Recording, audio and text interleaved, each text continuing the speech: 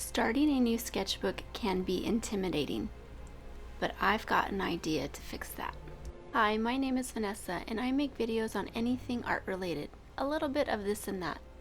If that speaks to you, consider subscribing. Today I'm going to be sharing with you the process of filling the first pages in my new sketchbook. This is a moleskin. My solution to overcoming the fears of starting and breaking in a new sketchbook is to have Instagram help me pick images to draw. Now, I have a list of images in mind, but I'm going to ask Instagram to help me pick my images. This method that I have thought of for today's video is going to help me combat my indecisive ideas. And I really want to see what is the most popular and if I can pull off a nice looking spread with the images I have to work with. My wonderful friends and family did not disappoint. They voted on their preferred images. Alright, so after looking at the results, I'm going to start in my art journal. I use this journal to do a very rough sketch and put down notes and ideas. So here's what I've done. Now I'm ready to hit the paper in my sketchbook. Let's go. The first thing I'm going to begin with is transferring my rough sketch into my sketchbook pages. I am using my favorite outlining colored pencils. These are mechanical and they are by Pilot Inyo. I'll leave that in the description and any of the products that I'm using in this video.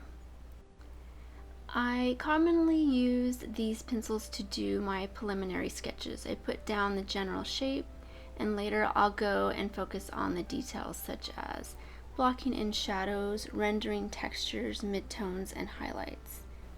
And that's basically how I like to develop my drawings and paintings. I put down the basic shapes and outlines and do more complex, detailed parts of the composition later on. So it takes a while to develop the drawing. So very simple to more detailed. The things that I am thinking of when I'm designing or composing my drawing are the principles of design. So that's the art teacher in me, I guess.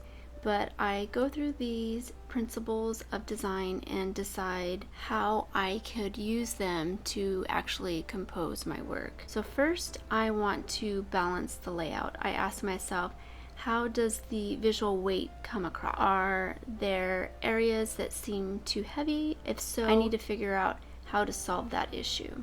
I like to look at my drawing or painting from a distance. This way it becomes easy to detect compositional issues. Then I will try to think about what visual effects I want to accomplish. So here are some of the principles of design. There is movement, rhythm, contrast, pattern, emphasis, scale and proportion, variety, and unity to consider. Some of the principles of design can overlap since they are closely related.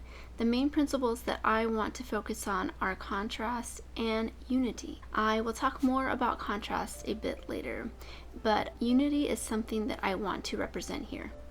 Now, the challenge is to take those pics that I got from Instagram and make them cohesive. So unify and pull them together in an aesthetically pleasing way.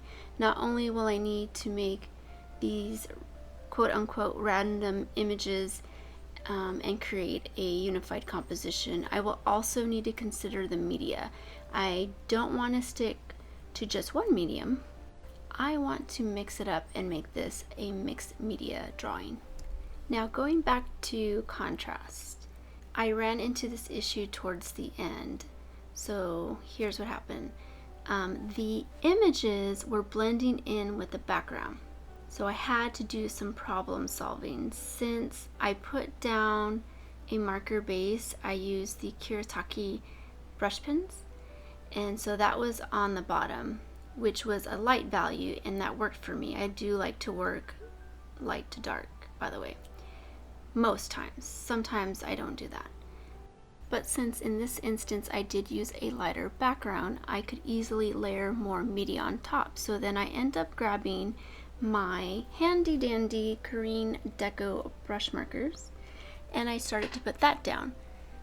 But it still wasn't looking the way I wanted to look. So then I went back and I pulled out some colored pencils and started to fill in the outer edges, the trim of each image, and that's what it needed. It made some great contrast, and then it made everything pop the way I wanted to. Alright, so since I've already talked about my process, I'm just gonna let this play through and you will see my process as I explained it, but you're going to see it visually here. So I'm going to come back at the end and talk about what I thought about everything and if I would do something like this again. Okay, just kidding. I'm not going to come back. I'm going to continue talking. I'm going to try, and this is my attempt at a chatty version of drawing with me video. Now I will say I'm not long-winded, so this is some effort for me, so let me try it. I am really loving these brush pens from Kuretake. They are Zig Clean Color Real Brush, and I bought the 120 color set, and this was in my last haul in December. But these are great. I would like to make a video specifically on these in the near future, so that's going to be coming soon, maybe end of January or maybe sometime in February. Let me know down in the comments if you have ever tried these brush pens from Kuretake. As I'm working on the background, I would like to talk about my process with the colored pencils. So I like to slowly build up the color, and I'll start off with a little bit of pressure to get my foundation colors, and I am mixing lots of colors from the pack, and I'm not using any black. I mix those dark colors to make black, and I really like to get the colors very vibrant, so very thin layers, soft pressure, and build up little by little until I get the right amount of color that I want. Once I get the color where I want it, then I'll go ahead and push into the paper and darken things up. For this video, I end up using my Prismacolors. This is the 24 color set. Alright, so to talk a little bit about the images that I selected, I wanted to make a list of random pictures to be voted on, and I wanted them all to be different from each other. So I decided, okay, let me pick a bird, swan, graceful, flamingo is, I would say, more of a unicorn of a bird, which is beautiful too, and I like both, but I don't think I've ever drawn a swan or a flamingo. No, I haven't. I've never done that. So I thought that was fun. Either one that was picked was great. And then I wanted to pick an insect. So I decided on the bee and ladybug. The bee because my last name starts with a B. It's pretty hard to pronounce, at least for my students.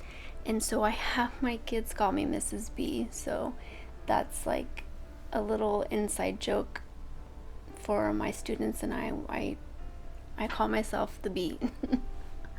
Not that kind of bee you're thinking of. This bee. And so there's that. And then the ladybug, I decided because I really like ladybugs and they have a special meaning to me. So that's the insect thing. Now, the flower, I wanted something a little more exotic, and I felt that the lotus was a good option. I love lotus flowers. I do them quite a bit in my artwork, although I haven't done them recently in this past year. But anyhow, so I do like lotus flowers, and then the orchids is another exotic flower that I think is quite beautiful. Alright, what else is there? So we've got the bird, the insect, the flower, and then I decided on what should we vote on, kitty paws or human hands, and by far everyone wanted kitty paws, which I was glad because I thought that was adorable. I have 3 cats and I just love kitty paws. How about you? Do you like kitty paws? Oh, how can I forget the fruit? Okay, so the last thing we voted on, or had people vote on, were the strawberry or orange, and strawberry won. So I just picked those two fruits because those are my two favorite fruits. No other reason, just because of that. Now, as far as the media that I selected, I really just felt like using these different media, and no particular reason other than I just wanted to use some of these materials that I had in my art room. Also, I wanted to share with you, I have two sketchbooks that I'm doing this year. This is my moleskin that I'm working in, and I'm going to use this one for all drawing media. And then my second one I'm using is more for my wet media, so a painting sketchbook. So I can do my watercolors, gouache, acrylic, and if I gesso the paper well enough, I can even do some oils in there. Do any of you guys do that work in more than one sketchbook at a time, or do you do it one at a time? I did only one at a time last year, but previous years I've always worked in two sketchbooks, one for drawing and then one for painting.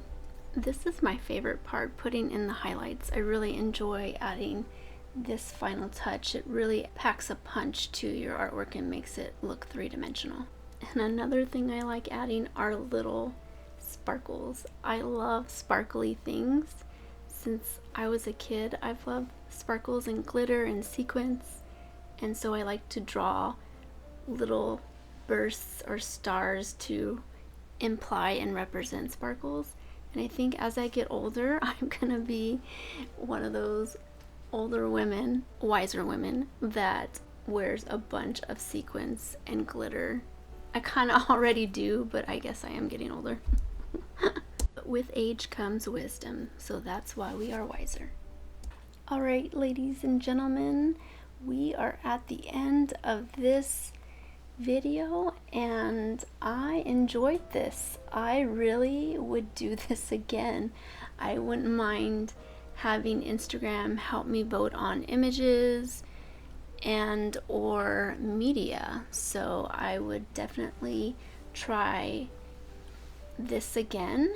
And yeah, it was fun. If you would like to share in the comments your way of overcoming the fear of breaking in a sketchbook, starting your first few pages, please share in the comments and let us know. We can all learn from each other. You guys have great ideas, and I am interested in knowing.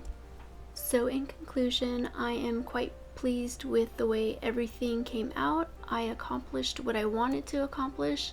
My composition is unified. I've created contrast from the background and the images, and I feel like everything flows pretty well together. So thank you so much for watching this video, and I hope you have a wonderful and creative day. I'll see you next time.